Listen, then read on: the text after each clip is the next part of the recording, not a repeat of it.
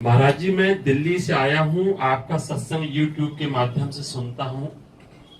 हमें भक्ति भाव का ज्ञान नहीं है। हम पर कृपा करें कि हम दोनों भक्ति से जुड़ जाएं। गुरुदेव, मेरी पत्नी को शारीरिक कष्ट आ गया है, कैंसर हो गया है। कृपा करें, भक्ति सत्संग के माध्यम से ये कष्ट कैसे दूर हो, यह बताएं। हम कैंसर की तो दवा नहीं जानते, पर जन्म जन्मांतर के कैंसर को मिटाने की डॉक्टरी यहाँ होती है। जो पुनरपि जननम पुनरपि मरणम पुनरपि जननी जठरे शयनम, इसकी यहाँ दवा। अलग अलग डिपार्टमेंट है।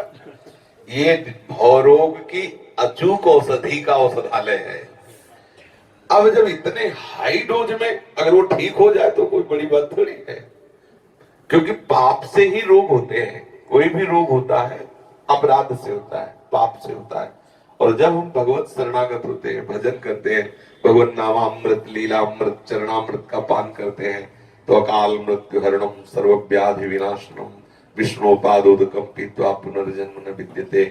पर हम इस शरीर को ठीक करने की लालसा दवाइयों से ही रखें और मन को ठीक करने की लालसा प्रभु से रखें, तब स्वाभाविक ठीक हो जाए, वो अलग की बात। अगर हमारा मन ठीक हो गया तो जन्म जन्मांतर की जो भटकन थी वो हमारी सुधर जाएगी। ये जो आशीर्वाद से रोग आदि ठीक होने की बातें हैं, एक तो हम इन बातों पर ज्यादा विश्वास नहीं करते, क्योंकि भगवान श्री कृष्ण चंद्र जो गीता में कहते अवश्य में भोक्तव्यम कृतम कर्म शुभाशुभ। जो तुमने शुभ कर्म या अशुभ कर्म किए हैं, दोनों को तुम्हें अवश्य भोगना पड़ेगा। अगर बचना चाहते हो शुभ अशुभ के भोग से, तो भगवान कहते हैं सन्मुख होए जीव मोहि जबहि जन्म कोटि अघनाश हो, तो भगवान के शरण में हो जाओ। अब अगर वो उचित समझेंगे, देखो इतना तो निश्चित समझ लो कि आपकी आयु निश्चित है, उसमें ना तो राई बढ़ सकती है और तिल घट सकती है। जो विधना ने लिख दिया छठी राव के अंक, राई घटे न तिल बढ़े रहुरे जीव निसंग। ये बात समझ में आ गई।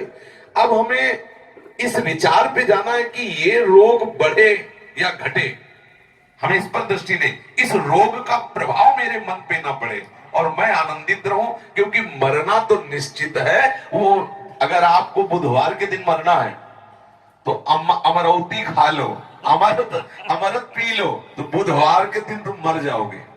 अगर नहीं मरना है तो हमें डॉक्टर ने कहा था 5 वर्ष में मर जाओगे, 15 साल हो गए तुम्हारे सामने बैठे हैं। अब डॉक्टर है कि नहीं वो पता नहीं, लेकिन हम आपके सामने बैठे हैं। और हालत थी ऐसी हालत थी, ऐसी किडनी की थी, लेकिन रोज ऐसा जैसे नौका ना लगे कि अब डूबी और कितनों को पार कर दिए, अभी डूबी लगे। ये ऐसी दशा, हम हरि के सहारे हो जाए। हम चाहते हैं कि ये दवा खाओ जो हम दवा खाते हैं कि कैंसर भले कोने में बना रहे, लेकिन हमारा मन प्रिया प्रीतम के चरणारविंद में हो। और ये परम निश्चित है कि अगर आपको 1 वर्ष बाद मरना है तो 1 वर्ष बाद मरना है। बड़े बड़े स्वस्थ किडनी और दिल वाले और लीवर वाले 1 मिनट में चटनी हो जाते हैं, रोड में नहीं हो जाते। तो हम मरने से क्यों डरे, क्योंकि वो तो मरना है, वो एक तिथि निश्चित है।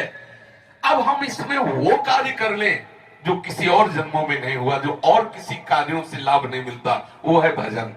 अगर हम भजन करने लगे तो क्या नहीं हो सकता, भजन से क्या नहीं हो। एक कैंसर की बात, पूरे विश्व का कैंसर नष्ट हो सकता है।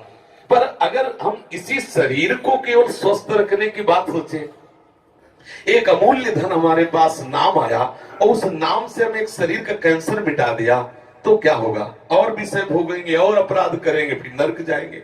हम मन का कैंसर क्यों न ठीक कर ले, मन हमारा भजन में उन्मत्त हो जाए, जन्म जन्म की बिगड़ी बात बन गई। इस पर हम ज्यादा जोर देते हैं।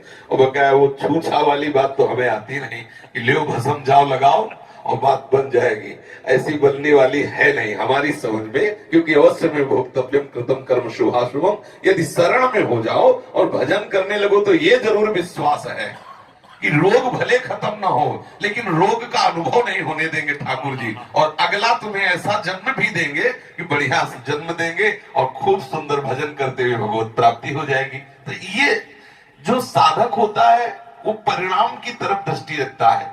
जो विषयी होता है वो तत्काल पर वर्तमान पर दृष्टि रखता है कि आज रोग नष्ट हो यार, कल किसने देखा। साधक सोचता है आज रोग बना रहे, लेकिन कल हम स्वस्थ होकर उस सच्चिदानंद रस में पहुंचे जहां अन्य साधनों से नहीं पहुंचा जाता। इसलिए ऐसी बात है।